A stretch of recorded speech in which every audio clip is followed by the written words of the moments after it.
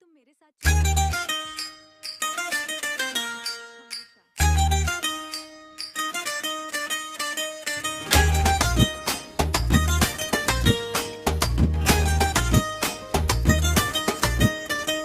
लाल दुपट्टा लहराए रे सावन के झोंके से दिलवा तो हार चुरा गई नैना के धोखे से। जब से तू मुस्कैलू धड़कन बड़े लागे, रह रह के तोहरे नामे मनवा हमार जागे।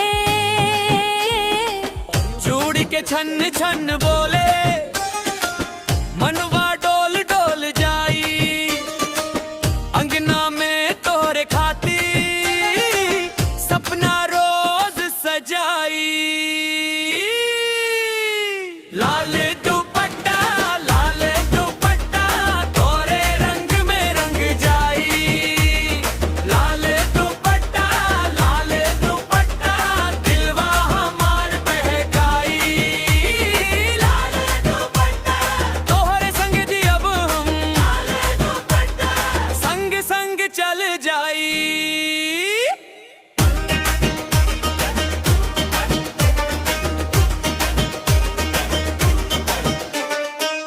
चूड़ी के छन छन बोले पायलिया मुस्काए,